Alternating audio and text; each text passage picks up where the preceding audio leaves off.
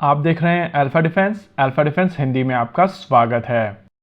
आज के इस वीडियो में हम लोग बात करने वाले हैं इलेक्ट्रो ऑप्टिकल टारगेटिंग सिस्टम के बारे में। इस सिस्टम को लेकर हम लोगों ने कई बार पहले भी बातचीत की है, लेकिन जब भी हम लोगों ने ये कॉन्वर्सेशन की है तब ये आमका के कॉन्टेक्स्ट में थी। कुछ समय पहले डीआरडीओ की एक टेस्ट बेड को इसी रिक्वायरमेंट के लिए मॉडिफाई किया गया था, और जब ये मॉडिफिकेशन हो रहा था तो हम में से ज्यादातर लोग ये मानकर चल रहे थे कि ये मॉडिफिकेशन आमका के लिए है। वहाँ पर जो डायमेंशंस देखी गई थी, पावर रिक्वायरमेंट देखी गई थी और इस सिस्टम की फिजिकल प्रॉपर्टीज को देखा गया था, वो सब आमका के साथ में सिंक कर रहा था। लेकिन अब इसी रिक्वायरमेंट को फर्दर ऑप्टिमाइज किया जा रहा है लो पावर रिक्वायरमेंट और कंपैटिबली स्लोवर स्पीड रिक्वायरमेंट्स के लिए। इस समय डीआरडीओ जो सिस्टम बना रहा है वो बेसिकली सबसोनिक प्लेटफॉर्म्स के ऊपर माउंट किया जाएगा, और ये चीज हम सभी जानते हैं कि फाइटर जेट सुपरसोनिक सिस्टम्स होते हैं जो कंपैरेटिवली काफी तेज उड़ते हैं, और आमका के केस में ये एयरक्राफ्ट 1.8 माक तक की स्पीड अटेन करने में सक्षम होगा। ऐसे में ये नई रिक्वायरमेंट जहां पर पावर रिक्वायरमेंट कम है और प्लेटफॉर्म की स्पीड 0.8 माक के आसपास की है, तो यहाँ पर यह क्लियर हो जाता है कि ये सिस्टम बेसिकली आमका के लिए नहीं बनाया जा रहा है,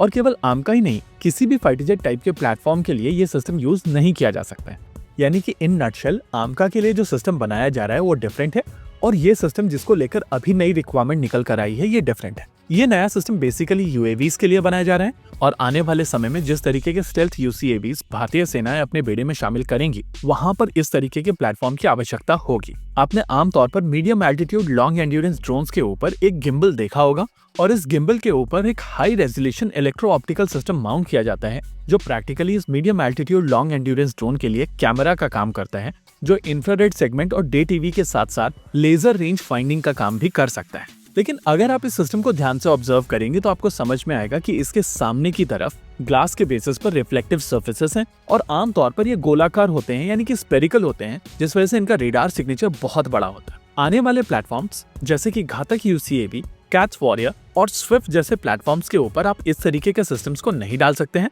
लेकिन अगर आप इसी सिस्टम के चारों तरफ सफायर की एक सेगमेंटेड विंडो डाल दें तो ये सिस्टम पूरी तरीके से कंसील हो जाएगा, और इसका रेडार क्रॉस सेक्शन भी काफी हद तक कम हो जाएगा। वैसे यहाँ पर आप में से बहुत सारे लोग ये भी कहेंगे कि यहाँ पर दो तरीके के सिस्टम्स को बनाने की क्या आवश्यकता है। आप पहले एक इलेक्ट्रो ऑप्टिकल सिस्टम बनाते हैं और उसके बाद इसके चारों तरफ एक सफायर की विंडो बनाते हैं, तो ये दो अलग अलग तरीके के सिस्टम्स बन रहे हैं, और नेचुरली इसकी कंपैरेटिव कॉस्ट भी ज्यादा होगी। लेकिन हम लोगों को यहाँ पर एक चीज समझनी पड़ेगी कि ये इलेक्ट्रो ऑप्टिकल पेलोड आमतौर पर केवल एक ही पेलोड नहीं होता है। हर तरीके की मिशन रिक्वायरमेंट एक अलग तरीके की पेलोड डिमांड करती है, और इनमें से ज्यादातर पेलोड टॉनबो जैसी कंपनीज ऑलरेडी भारत में बना चुकी है। ऐसे में इमेजिन कीजिए कि आपके प्लेटफॉर्म के ऊपर सफायर की एक सेरेटेड विंडो लगा दी गई है, जिसके अंदर आप इन गिम्बल्स को हाउस कर सके, तो आपकी फ्लेक्सिबिलिटी काफी हद तक बढ़ जाती है, और इस बढ़ी हुई फ्लेक्सिबिलिटी के साथ साथ आप अपनी स्टेल्थ, कॉस्ट और लॉजिस्टिक्स तीनों को मेंटेन कर पाते हैं। एज सच अगर आप इस सिस्टम के रोल के बारे में बात करेंगे तो प्रैक्टिकली ये आपको सर्वेलेंस की कैपेबिलिटी प्रोवाइड करता है, इसके अलावा ट्रैकिंग और टारगेटिंग की भी कैपेबिलिटी प्रोवाइड करता है, यानी कि आपको किसी भी तरीके के अलग से एक टारगेटिंग पॉड की आवश्यकता नहीं होगी, और केवल एक ही सिस्टम ना ही केवल सर्वेलेंस करने में सक्षम होगा बल्कि ट्रैकिंग और टारगेटिंग दोनों की क्षमताएं प्रोवाइड करेगा, वो भी स्टेल्दी रहते हुए। वैसे अगर बात की जाए भारत के आने वाले यूसीएवीज को लेकर, तो स्विफ्ट ऑलरेडी उड़ रहा है, लेकिन घातक यूसीएवी को लेकर अभी एक रोड ब्लॉक है जिसको क्लियर करना जरूरी है। घातक यूसीएवी के लिए बनाया जाने वाला ड्राई कावेरी इंजन अभी तक अपने फाइनल लेग के ट्रायल्स के लिए रशिया नहीं जा पाया है, और अभी तक इसको स्लॉट्स नहीं मिले।